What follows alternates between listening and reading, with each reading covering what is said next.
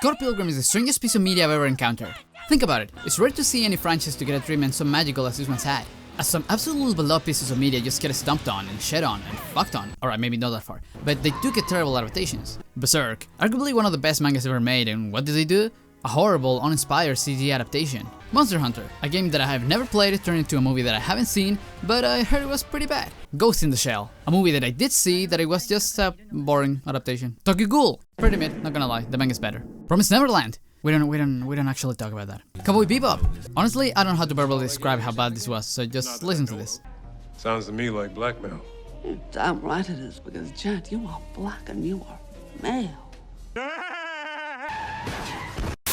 Whereas Scott Pilgrim, not only an amazing and iconic graphic novel with a, not enormous to my knowledge, but pretty solid and loving fanbase, that already has had an amazing movie adaptation starring the legend Michael Cera. All due respect, you got no fucking idea what it's like being #1. But now it's also an anime.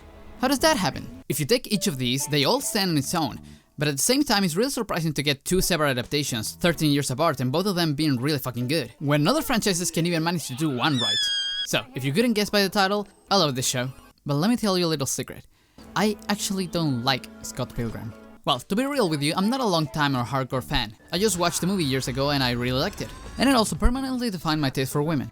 Nonetheless, I really liked the movie, mostly because of this guy. If you've seen any of his stuff, you know his particular way of directing. The editing, the transitions, the way he times scenes with music. Overall, his style is pretty recognizable. And all of this works especially well when he does it in the Scott Pilgrim movie, which is why I think a lot of people love that film. And to be fair, it was pretty funny too. You know what? He just left. So when the anime was announced, I was really excited for it. Mostly because everyone behind the production also seemed really excited about it.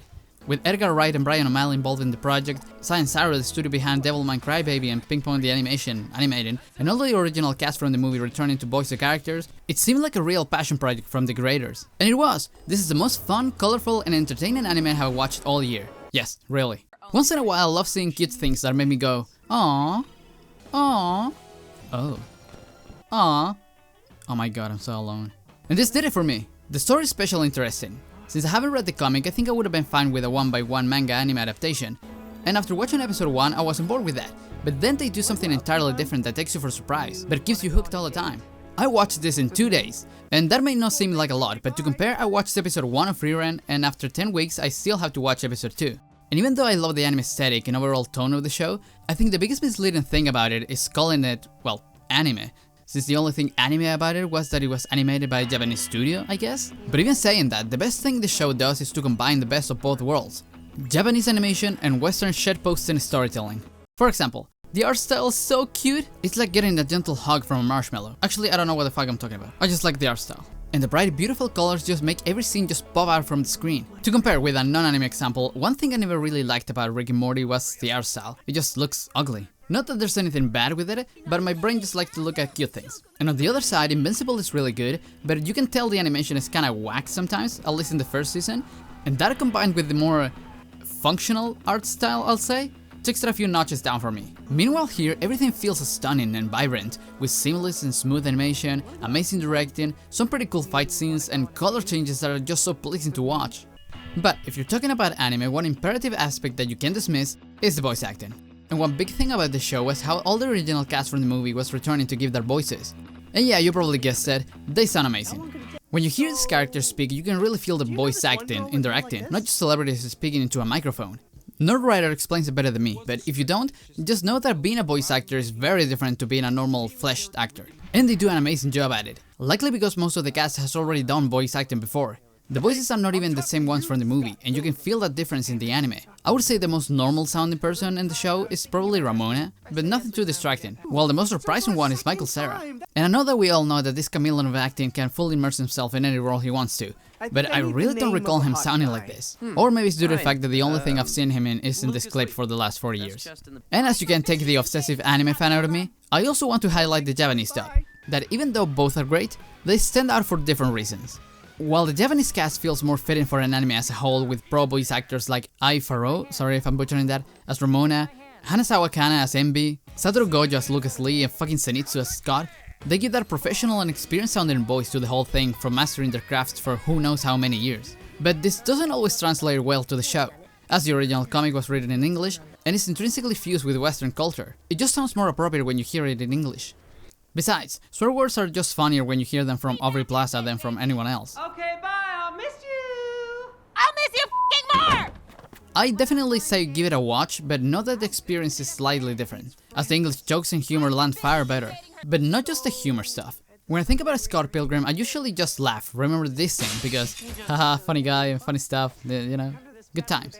And most of the time the show gives that same nonsensical Adventure Time or regular show vibes. The humor is very bizarre and absurd, and pretty stupid a lot of the times. More often than not, I said to myself out loud, what the fuck am I watching? What I never expected was for the show to actually make me feel things. Like non-tangible things, like emotions and stuff. Oh, and there's spoilers now. When they named the show Scott Pilgrim Takes Off, they meant it. As the main thing this show does is to make Scott Pilgrim fuck off from the story and give the spotlight to Ramona. As we see Ramona herself dealing with her exes and confronting her past. Getting rid of Scott is the best decision they made. As not only we don't have to watch the same story again, but because Scott is not an appealing character to follow, but a lovable idiot that is fun to watch. The most interesting things we see in the movie are because of situations that happen around Scott, and not because of him. So having Ramona as the main character now, the person with more emotional weight in the story, makes perfect sense. As a whole, the show balances well the irreverence of the comedy with its more dramatic side, and some of the stories are delightfully dumb. Probably my favorite episode is that whole documentary thing when they get really meta and we see Edgar wrong and how they make the movie version of the comic in the anime, and how Wallace makes Dot gay and they have an affair, and every chance they get they sneak off to have sex progressively more and more. And you know what the worst thing is? This whole thing started as a joke, but then I was fucking invested in this. I was so sad when Wallace broke Todd's heart. Why, Wallace? Why did you leave Todd like that? He loved you. This show can have you laughing and then caring for a couple in a matter of seconds. Seeing how Ramona heals her old wounds is really touching, as we get more depth on her relationship with her exes that we did in the movie. And we get some new bonds as well, like the whole best friends forever montage with these two getting back together, this guy reinventing himself, and they even give Scott some cool stuff to do as well. All of this, that even has fucking time travel in it, and Ramona becoming basically a goddess, neatly wrapped up in 8 sweet episodes. And what I really love about this anime is that it expands on things that we already knew. The characters, stuff that happens, it doesn't just ignore them or make them worse, just an alternate take. That in my opinion, expands the Scott Pilgrim lore much more than we ever needed to, or wanted to. So please make a season 2.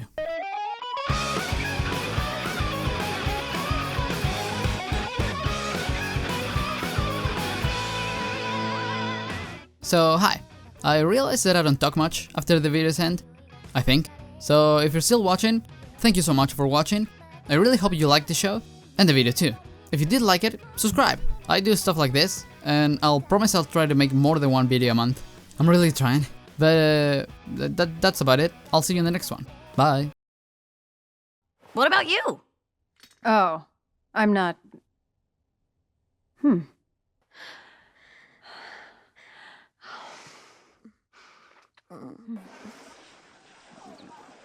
Holy moly.